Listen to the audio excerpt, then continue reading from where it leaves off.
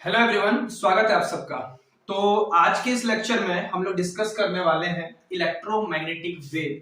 क्या electromagnetic waves क्या हैं, और बेसिकली वेव के बारे में डिस्कशन नहीं करने वाले हैं, उसका एक स्पेक्ट्रम के बारे में हम लोग यहाँ पे डिस्कस करने वाले हैं। और स्पेक्ट्रम में जितने भी सातों तरह के वेव्स हैं, उनका प्रोडक्शन, उनका डिटेक्शन, उनका यूजेस है, जो कि क्लास 12 के लेवल पे, जो कि स्पेशली मैं बता दे रहा हूँ कि जो जैक बोर्ड होते हैं उसके लिए कितना ज्यादा हेल्पफुल है, उसके लिए उतना ही मैं बताने वाला हूँ। हालांकि इस पे बहुत सारी चीजें हो सकती है, बट मैं अपने लेवल को वहां पर रखूंगा। ठीक है, तो स्टार्ट करते हैं। ठीक है, सबसे पहला है कि ईएम वेव होता क्या है। आप जानते हैं कि जो छोटा सा बताते चलते हैं तब ताकि क्या रहेगा, थोड़ा सा स्टेप्स अच्छे रहेंगे। ठीक है, तो देखिए सबसे पहला क्या होता है कि इलेक्ट्रोमैग्नेटिक वेव्स होते हैं। क्या आपको पता है कि जब इलेक्ट्रिक फील्ड और मैग्नेटिक फील्ड एक दूसरे के साथ, ठीक है, इलेक्ट्रिक फील्ड और मैग्नेटिक फील्ड एक दूसरे के साथ म्यूचुअली परपेंडिकुलर डायरेक्शन में ओसिलेट करते हैं, ठीक है, पार्टिकल्स को ओसिलेट कराते हैं, तो एक्सेलरेटिंग चार्ज पार्टिकल क्या करते हैं, वो क्या जनरेट करते हैं, इलेक्ट्रोमैग्नेटिक वेव जनरेट करते हैं। वही इलेक्ट्रोमैग्नेटिक वेव्स क्या करती है, अपने साथ क्या करती है, एनर्जी कैरी करती है, मोमेंटम कैरी करती चलती है। और ये इलेक्ट्रोमैग्नेटिक वेव्स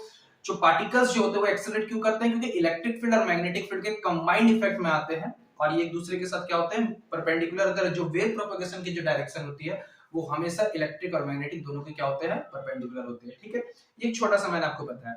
लेकिन इसको सबसे पहले बताने के लिए जो मैक्सवेल ने बताया था सबसे पहले, उसमें उसने बताने की कोशिश की थी कि 7 तरह के रेडिएशंस होते हैं। ठीक है, 7 तरह के इलेक्ट्रोमैग्नेटिक वेव्स होते हैं जो अलग अलग तरीके से अलग अलग टाइम पे पूछे गए थे। ठीक है, और इन सातों तरह के रेडिएशन में आप उनका नाम देख सकते हैं, radio wave, microwave, infrared, visible, ultraviolet, X ray और गामा रे। ठीक है, इन सातों तरह के रेज की अपनी अपनी कुछ प्रॉपर्टीज है, और इनमें कॉमन क्या बात है कि लोग फ्री स्पेस में, ये लोग क्या होते हैं कि सब स्पीड ऑफ लाइट से ट्रैवल करते हैं। ओके, फ्री स्पेस में इनकी स्पीड कितनी होती है, 3 × 10⁸ मीटर पर सेकंड। ओके, ये इनकी खास बात है। ओके, और अब मीडियम के अंदर की प्रॉपर्टीज थोड़ी सी डिफरेंट हो जाती है। मीडियम कैसा है, कंडक्टिंग है कि नॉन कंडक्टिंग है।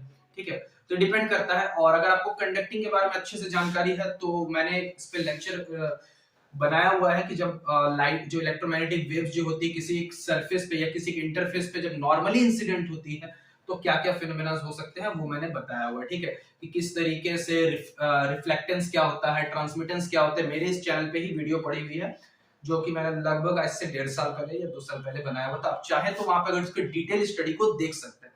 बट एज स्टार्टेड में मैंने आपको पहले ही बता दिया कि ये वीडियो केवल और केवल एक पर्टिकुलर क्लास ग्रुप को है। ठीक है, तो यहाँ पे आपको उन सब चीजों की रिक्वायरमेंट नहीं है। ओके, तो स्टार्ट करते हैं। देखिए सबसे पहला इलेक्ट्रोमैग्नेटिक वेव्स क्या होता है ये समझ में आ गया होगा। तो अब बात करते हैं इलेक्ट्रोमैग्नेटिक स्पेक्ट्रम क्या होता है। ध्यान से समझिए, मैंने डेफिनेशन पहले से बोर्ड में लिखा हुआ, क्योंकि यहाँ पे विदाउट डिजिटल बोर्ड है और ये बहुत ज्यादा थ्योरेटिकल है, यहाँ पर मैथमेटिकल कुछ भी नहीं है।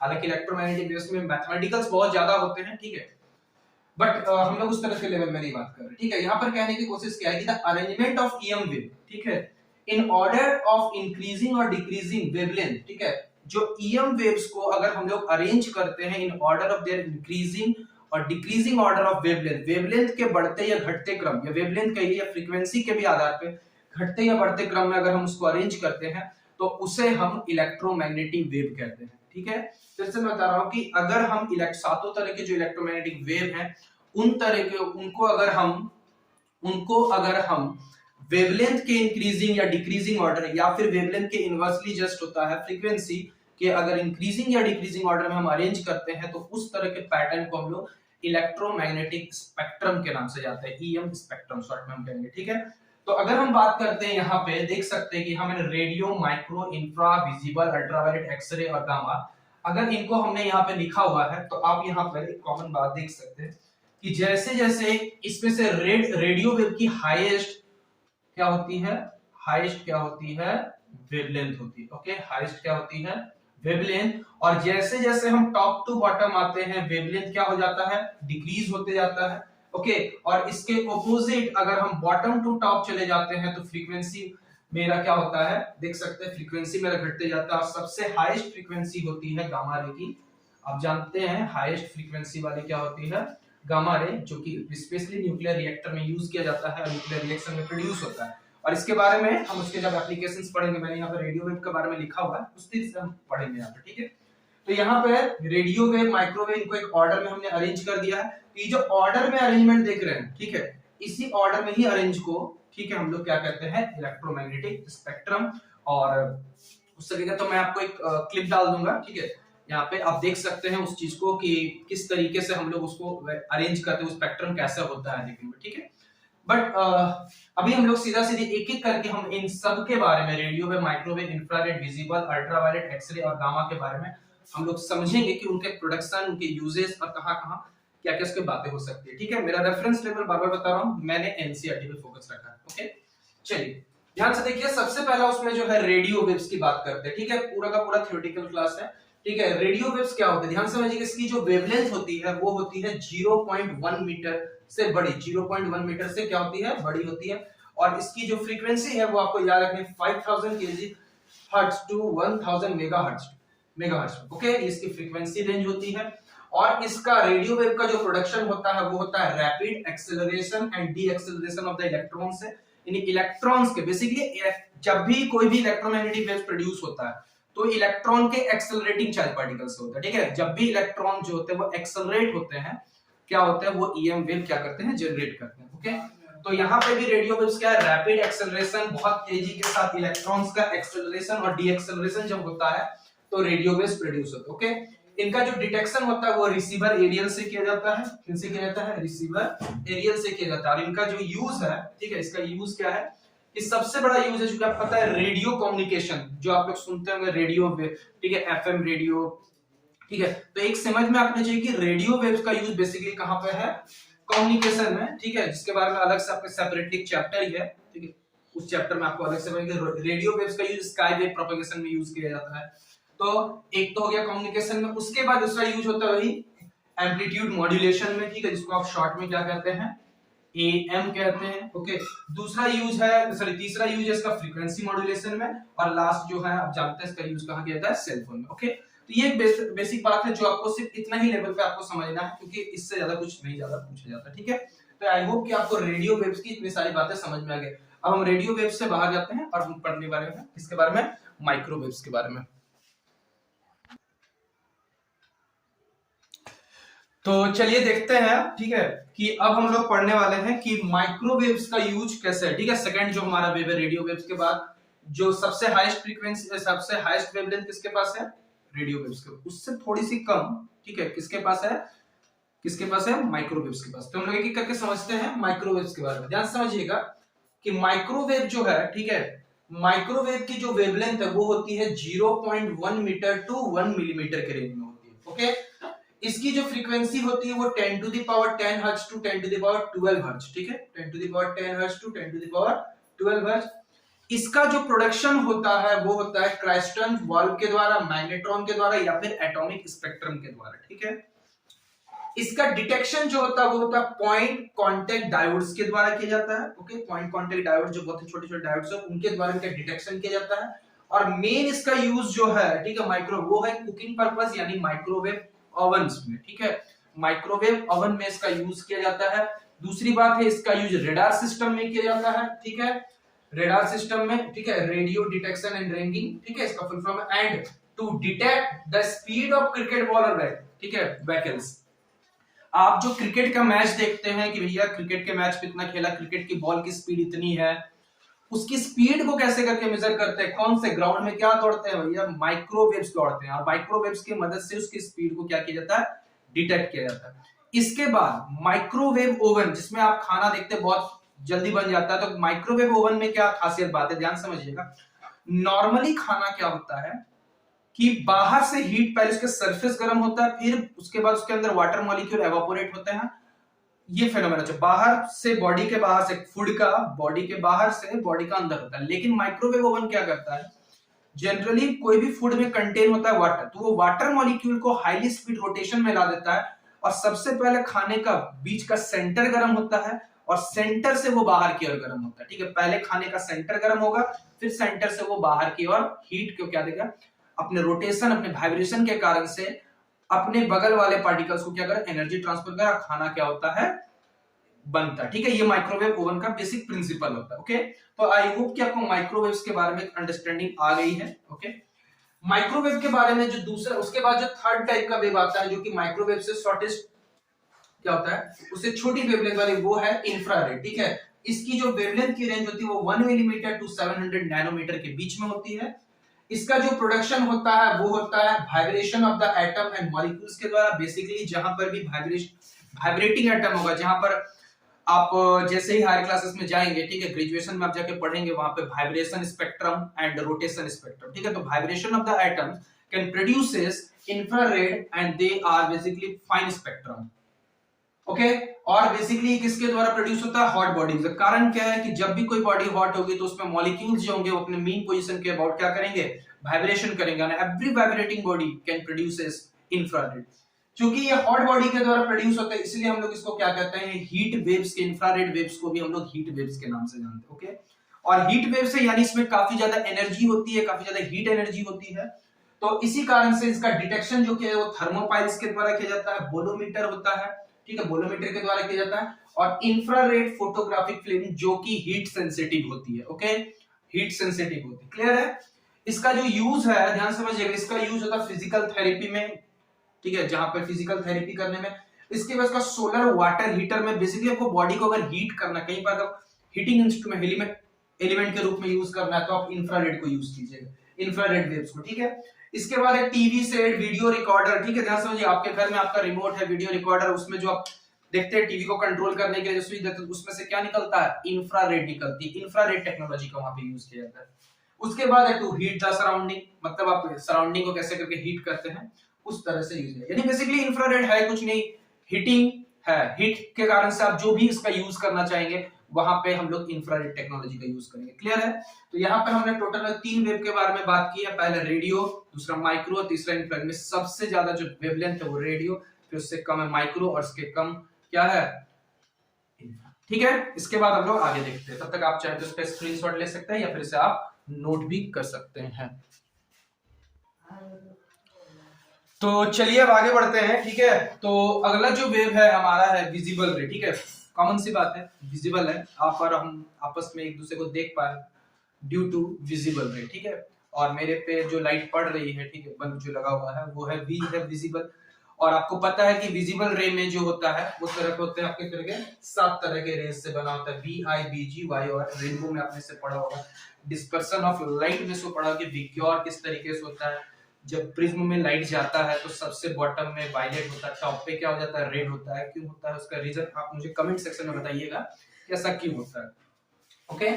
इसका जो वेवलेंथ होता है, वेवलेंथ की जो रेंज होती है वो 700 नैनोमीटर टू 400 नैनोमीटर के बीच में होती है। एंगस्ट्रम में भी आप लिख सकते हैं चाहे तो। और इसका जो प्रोडक्शन होता है वो होता है electrons in atom emit light when they move from higher energy level to a lower energy level. तो इलेक्ट्रॉन जो होते हैं वो जब हायर एनर्जी लेवल से लोअर एनर्जी लेवल में आते हैं, ठीक है, जैसे कि आपने पढ़ा होगा, ठीक है, बेसिकली आपने उसे बोर्स मॉडल में जब पढ़ा होगा कि कोई एटम जब हाईली एनर्जी स्टेट से जब लोअर एनर्जी स्टेट में आता है तो वो क्या करता है? जंप करता है। इस जंप के दौरान वो क्या करता है? फोटोन इमिट करता है। उन्हीं फोटोन्स में आपको पता है कि जो बाल्मर सीरीज होता है, बाल्मर सीरीज क्या होता है? वो क्या होता है? विजिबल लाइट के रेंज में आता है। क्लियर है? तो वहां से ही प्रोडक्शन का होता है। इसका जो बेसिकली यूज है आप जानते ही हैं, इसका ऑब्जेक्ट को देखने में मदद की जाती है। इसका डिटेक्शन जो होता है वो आपको समझ में आएगा, याद रखना है आपको, आई से, फोटो सेल से, फोटोग्राफिक प्लेट्स की मदद से हम इसका क्या करते हैं? डिटेक्शन। और मोस्ट कॉमनली यूज है, ठीक है, क्योंकि यही है जो हमको देखने में मदद करता है, चीजों को देखने में। और हमारा आई भी इसी के लिए सेंसिटिव होता है। हालांकि आप मुझे कमेंट सेक्शन में बताइए कि इन 7 कलर में से कौन से 2 कलर्स हैं जिनके लिए आई जो होता है हमारा सबसे ज्यादा सेंसिटिव होता है, ओके। चलिए आगे बढ़ते हैं। उसके बाद आता है अल्ट्रावायलेट, जिसकी इससे भी कम वेवलेंथ है, ठीक है। उसमें से इसको खोजा था बाय जे.डब्ल्यू. रिटर ने 801 में, ओके। वेवलेंथ जो है इसका 400 नैनोमीटर टू 1 नैनोमीटर के बीच में आता है। इसका प्रोडक्शन भी बिल्कुल हूबहू विजिबल रेज के बीच में होता है। बस इसमें क्या है कि ये इनर सेल्स के एटम्स को लेके चलता है। इनर सेल्स के कहने का मतलब ये होता है कि एटम्स के जो अंदर वाले सेल्स में होता है, यानी जो फर्स्ट सेल में होता है। आपको पता है कि अल्ट्रावायलेट भी कुछ लाइमन सीरीज में ही के अंदर में ही आता है, तो वहां से इसका प्रोडक्शन देखने को मिलता है। और इसका डिटेक्शन भी बिल्कुल विजिबल की तरह है। इसका सिर्फ यूज याद रखना है आपको, ठीक है। यूज में क्या है? To destroy the energy in the surgical instrument. क्योंकि इनके पास, क्योंकि वेवलेंथ इसकी कम है तो एनर्जी रिलेटिवली विजिबल के मुकाबले ज्यादा है। और क्योंकि एनर्जी थोड़ी सी ज्यादा है, ओके, तो इसका यूज बैक्टीरिया को मारने में किया जाता है, अलार्म्स में किया, और वाटर प्यूरिफायर्स में किया जाता है ताकि हम बैक्टीरिया को मार सके, ठीक है। इसके अलावा आप जानते हैं अल्ट्रावायलेट रेज, जो कि अगर ज्यादा टाइम तक हम अल्ट्रावायलेट रेज के एक्सपोज में रहते हैं तो इट क्रिएट स्किन कैंसर, और इसीलिए आपको पता है कि अल्ट्रावायलेट रेज हमारे लिए उतनी अच्छी नहीं होती है अगर हम ज्यादा टाइम तक एक्सपोज में रहे। और इसी से बचाने के लिए आपको पता है कि हमारे एटमॉस्फेयर में ओजोन का लेयर होता है, ठीक है, और वही ओजोन का लेयर जो सन से आने वाले, सन से तो सातों तरह की रेडिएशन आती है, उन्हीं सातों में से अल्ट्रावायलेट से हमें बचाने का काम कौन करता है, ठीक है, ओजोन काम करता है। क्लियर है? तो ये एक बेसिक अंडरस्टैंडिंग थी अल्ट्रावायलेट रे के बारे में। यहाँ पे विजिबल रे के बारे में आप चाहे तो इसका एक स्क्रीनशॉट ले सकते हैं या फिर आप इसे अपने कॉपी में नोट कर सकते हैं। और हमारे पास और 2 वेव बची हुई है, हम उसको भी कंप्लीट करते हैं आज। तो चलिए देखते हैं अब आगे, ठीक है। हमारा जो 6th वेव है, ठीक है, वो है मेरा एक्सरे, ठीक है, वो क्या है मेरा एक्सरे। तो देखिए एक्सरे के बारे में आप जान लीजिए कि एक्सरे को हम लोग 2 भागों में क्लासिफाई करके पढ़ सकते हैं। एक होता है कॉन्टिन्यूअस एक्सरे और दूसरा होता है कैरेक्टरिस्टिक्स एक्सरे, ठीक है। कैरेक्टरिस्टिक्स एक्सरे जो होता है वो एक एटम का इंटरनल स्ट्रक्चर के बारे में हमें जानकारी देता है, जबकि कंटिन्यूअस ऐसा कोई जानकारी नहीं देता, बट वो फोटॉन्स इमिशन के बारे में एक अंडरस्टैंडिंग बनाता है। आप इसके बारे में आगे के फर्दर क्लासेस में पढ़ेंगे, ठीक है, क्लियर है। और इसकी जो खोज की थी वो था डब्ल्यू रॉन्गस्टन ने 1895 में। इसकी जो वेवलेंथ होती है, चूंकि इसकी वेवलेंथ बहुत कम होती है और एनर्जी इसके पास हायर होती है, इसी कारण से इसकी फ्रीक्वेंसी भी बहुत ज्यादा हायर होगी। यानी 1 नैनोमीटर की वेवलेंथ की रेंज आपको याद रखनी है 1 nanometer to 10 to the power -3 nanometer के बीच में। इसका प्रोडक्शन होता है एक्सरे ट्यूब्स और पुलिस ट्यूब के माध्यम से, और हम लोग कह सकते हैं इनर सेल एटम्स के माध्यम से। बेसिकली जो बीम ऑफ इलेक्ट्रॉन्स होते हैं, जो इलेक्ट्रॉन्स हाईली स्पीड इलेक्ट्रॉन जब किसी एक मेटल से जाकर स्ट्राइक करते हैं और उनकी एनर्जी जब इनर सेल में जाते हैं, तो एक इलेक्ट्रॉन को जब नॉकआउट करके आउटर सेल में भेज देता है, वही इलेक्ट्रॉन जब वापस आता है तो वो फोटोन इमिट करता है, तो उसको कहते हैं हम लोग कैरेक्टरिस्टिक्स एक्सरे। जबकि इसके अलावा अगर इलेक्ट्रॉन किसी इनर सेल इलेक्ट्रॉन से आपस में टकराया नहीं, ओके, और वो अपने पाथ को एज इट इज मेंटेन करके रख लिया है, ठीक है, या विद डिक्रीज इन एनर्जी, तो जो फोटोन का जो चेंज हो रहा है, जो डिसिपेट हो रहा है, वो आपको कंटिन्यूअस एक्सरे के थ्रू में दिखता है। ओके, क्लियर है? ये आपको समझ में आ जाएगा। अगर नहीं समझ में आता तो मैं आपको एक छोटा सा आइडिया देता हूं तो आपको एक अंडरस्टैंडिंग है। सपोज कि ये एक न्यूक्लियस है और यहाँ पर इसके सेल्स बने हुए, ठीक है, बाहर, और यहाँ पर इलेक्ट्रॉन्स इसके खुद के हैं, ठीक है, कोई हेवी मेटल टारगेट एटम है, ठीक है, और बाहर से यहाँ से हमने इलेक्ट्रॉन की बीम भेजी। ऐसा 2 पॉसिबिलिटीज हो सकता है कि इलेक्ट्रॉन जाके इसको स्ट्राइक किया, इलेक्ट्रॉन जाके इमिट कर दिया। जैसे ही इलेक्ट्रॉन यहाँ गया होगा तो यहाँ इलेक्ट्रॉन, ठीक है, अनस्टेबल है, वो फिर से वापस आएगा, तो इलेक्ट्रॉन किसी एक सेल में जाएगा और वहां से वो वापस जब आएगा तो वो फोटोन को इमिशन करेगा। इस तरीके से वो हायर सेल से लोअर सेल्स की आना कोशिश करेगा, तो इस तरह को कहते हैं कैरेक्टरिस्टिक एक्सरे। लेकिन एक दूसरी पॉसिबिलिटी ये है कि वो उसको नॉक भी नहीं किया, लेकिन जब इलेक्ट्रॉन इन सेल्स के इनर सेल से होकर क्रॉस कर रहा तो उसकी एनर्जी डिक्रीज कर रही होगी, तो खुद के पास पहले को एनर्जी थी, अब जो था एनर्जी वो उसमें डिक्रीज हो जाएगा, तो जो डिफरेंस इन एनर्जी था वो भी फोटोन के फॉर्म में दिखेगा, उसको हम लोग कहेंगे कंटीन्यूअस एक्सरे। ठीक है, ये चीज मैंने आपको समझा दी। ओके, इसके बाद जो है डिटेक्शन जो होता है, इसका डिटेक्शन होता है फोटोग्राफिक फिल्म या आयोनाइजेशन चेंबर के मदद से। इसका जो यूज है, चूंकि इसके पास हायर एनर्जी है, इसका बेसिकली यूज होता है किसी भी एटम के या फिर एक लैटिस के स्ट्रक्चर को जानने में। आपने पढ़ा होगा एक्सरे डिफ्रैक्शन, और मैंने भी आपको पढ़ाया हुआ है डेविसन एंड जर्मर एक्सपेरिमेंट। मेरा जो दूसरा चैनल है उसमें मैंने जो न्यूवे एकेडमी, उसमें मैंने डेविसन एंड जर्मर एक्सपेरिमेंट, उसमें ब्रैग्स लॉ के बारे में समझाया हुआ है, तो आप वहां पे देख सकते हैं कि एक्सरे का कितना अच्छा यूज होता है। बेसिकली एक्सरे बहुत ही अच्छा, ठीक है, इंस्ट्रूमेंट जिसकी मदद से आप बहुत सारे कोई भी क्रिस्टल का स्ट्रक्चर आप जान सकते हैं। ओके, इसके बाद इसका यूज है टू डिटेक्ट फ्रैक्चर बोन्स।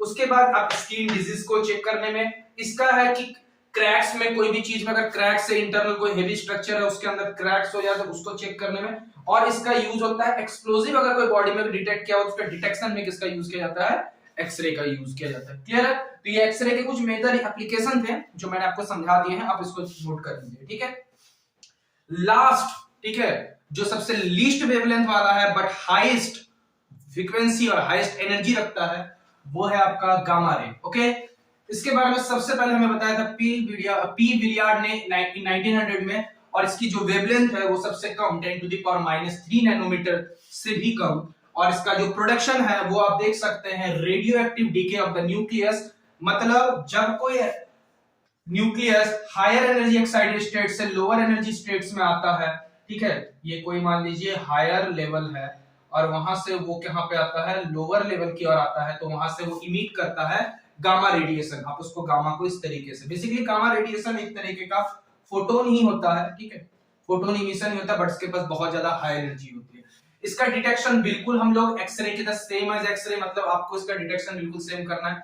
इसका जो यूज है, ठीक है, ऐसे तो डेली लाइफ में इसका यूज नहीं कर पाइए क्योंकि हेवी एनर्जी होता है टू यूज इन, लेकिन इसका यूज कहां है, कैंसर के सेल्स को मारने में, क्योंकि एनर्जी बहुत ज्यादा हाई है।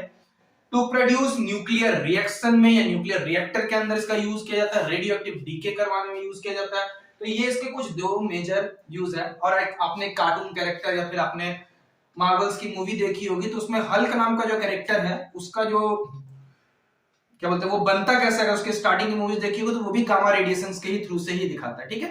तो ये कुछ बेसिक, ये मत लिख दीजिएगा, उस पर कोई नंबर नहीं मिलने वाला, ठीक है। तो ये कुछ मैंने इलेक्ट्रोमैग्नेटिक वेव्स के कुछ प्रोडक्शन, कुछ डिटेक्शन, कुछ बेटर एप्लीकेशन जो कि आपके एग्जाम के पॉइंट ऑफ व्यू से सफिशिएंट है। और पढ़ने के लिए तो इसमें बहुत कुछ है, अब जानना है तो बट एक लेवल तक यहाँ पे, उसके बाद आपके पास तो धीरे धीरे जैसे करके आप पढ़ते जाएंगे हर एक चीज के बारे में पॉइंट, तो आपको बेटर समझ में आता है, ठीक है। तो आज की इस वीडियो में इतना ही रखते हैं, अब मिलते हैं अपने नेक्स्ट वीडियो में। Thank you.